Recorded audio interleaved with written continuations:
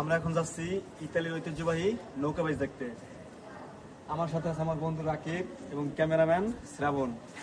তো অনেকে হয়তো জানেন না যে ইতালিতেও নৌকা বাইচ হয়, তো সেই ক্ষেত্রে ভিডিওগুলো করা। ইতালির লাসপিজা শহরে, আমি মূলত এই লাসপিজা শহরে থাকি। তো আমার এই শহরে প্রতি বছরের ন্যায় এই বছরেও নৌকা বাইচ হইতেছে। তো আমরা এখন সেই নৌকা বাইচ দেখার জন্য যাইতেছি। আমরা এখন চলে এসেছি বাইচ প্রাঙ্গণে। তো আমাদের এই পাশে হলো মূলত বাইচটা হবে, এটা হলো রাস্তার উপর, আর এখানে মেলা বসেছে। দেখুন এখানে কি পরিমাণ দোকানপাট বসেছে। তো আমরা আরো সামনের দিকে যাবো, কিছু দোকান আছে।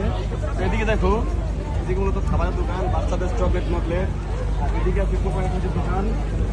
আমার সাথে আছে শহীদুল ভাই। তো সে এখন বাইক সম্পর্কে একটু বলবো, আপনাদের কি বলবেন বলেন। বাইক সম্পর্কে যেটা আমি বলবো, এখানে হলো প্রতি বছরেই একটা টুর্নামেন্ট হয়, মানে লাইসপেসিয়া এই জায়গায় হবে। তবে আশেপাশে আরো কয়েকটা সেন্টারের থেকে আসে নৌকা বলতে এখানে একটা ডোঙ্গার মতোই নৌকা, ঠিক আছে, ছোটখাটো। এখানে এটা এই দেশের একটা যেরকম আতিথ্য, আমাকে বাংলাদেশে যেরকম একটা বাইচ হয় এদেশে এরকম।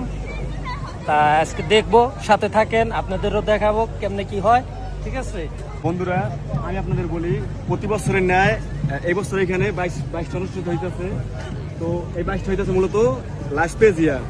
তো এখানে আশেপাশে আরো শহর আছে, কারারা, বিয়ারেজো, মাসা, তারপর এদিকে আছে আপনার মন্তারেসো, মানারোলা, রিমাজরে। তো ওইসব জায়গা থেকে নৌকা আসে। তো কয়েকটা শহর মিলেই এখানে এই বাইশটা অনুষ্ঠিত হয়। তো সেই পরিপ্রেক্ষিতে এখানে আমরা এখন আরো সামনে যাবো, একটু পরেই এই মেলা প্রাঙ্গণে ঘোরার পরে আমরা সামনে যাবো। এখানে মানে কতগুলো নৌকা এসেছে বা বাইকটার মূল অনুষ্ঠানে আমরা একটু পরে যাবো। বুকে কষ্ট, আমরা এখন এসে পড়েছি প্রায় বাইশ প্রাঙ্গণের কাছাকাছি।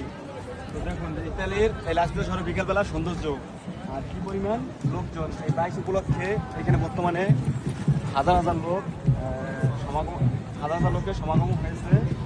তো এই শহরে লাসপেজিয়ার আপনার কানাডা লোকজনও এসেছে। তো এদিকে দেখাও, এদিকে মূলত বাইশটা হবে, এর সামনেই সাগর। তো আমরা এখানে যাবো, দেখি।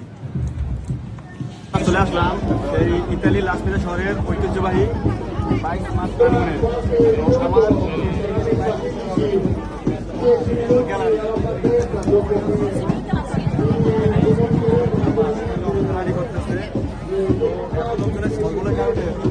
আমাদের এই লাসপিজা শহরে বছরের এই সময়টায় নৌকা বাইচ হয়ে থাকে। যখন দেশে ছিলাম তখন দেখতে পেতাম বছরের একটা সময় বাংলাদেশের নানা প্রান্তে নৌকা বাইচ হতো। সেই পরিপ্রেক্ষিতে আমাদের মাদারপুর জেলার অনেক জায়গায় নৌকা বাইচ অনুষ্ঠিত হতো। কালের পরিবর্তনে আমাদের দেশের নৌকা বাইচগুলো এখন আর তেমন দেখা যায় না, প্রায় বিলুপ্তির পথে। ইতালিতে এসেও এই ধরনের নৌকা বাইচ দেখব তা কখনো ভাবতে পারি নাই। মনে হইতেছে দেশের সেই হারানো ঐতিহ্য ইতালিতে এসে ফিরে পেলাম। ইতালির নৌকা বাইচ দেখে বাংলাদেশের নৌকা বাইচের কথা মনে পড়ে গেল। ইতালির নৌকা বাইচ আর বাংলাদেশের নৌকা বাইচ সম্পূর্ণ আলাদা। বাংলাদেশে আমরা নৌকা বাইচে দেখে থাকি প্রতিটি নৌকায় সবসময় তারা রান্দা, ছুরি আর অন্যান্য কিছু রেখে থাকে। ইতালিতে এইসব কিন্তু নাই, নৌকা ভিতর এগুলো রাখে না। বাংলাদেশে নৌকা বাইচ হলেই দেখতাম যে কোনো একটা কারণেই মারামারি লাগতো। সেইখানে আপনার ট্রলার হয়তো নৌকার প্রতি উঠাই দিছে, বা দুই নৌকা ধাক্কা লাগছে, বা একজন আরেকজনকে ইপটিজিং করছে, এইসব নানান ধরনের ঝামেলা হতে দেখতাম। কিন্তু এই দেশে তেমনটা না। এই দেশের নৌকা বাইচ আর বাংলাদেশের নৌকা বাইচ সম্পূর্ণ আলাদা। এই দেশের একটা জিনিস আপনাকে মুগ্ধ করবে, এই দেশে যে যার মতো হাঁটাচলা করতেছে, ফ্যামিলি নিয়ে ঘুরতেছে, যার যেমন চায় করতেছে, কেউ কাউকে ডিস্টার্ব করতেছে না। এই জিনিসগুলো সবচেয়ে বেশি ভালো লাগে।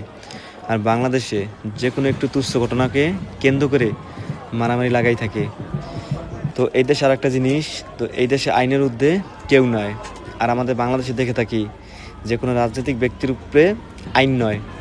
তো এইটা যতদিন বাংলাদেশে ঠিক না হবে ততদিন আমি মনে করি যে বাংলাদেশের কোনো আইন পরিবর্তন হবে না।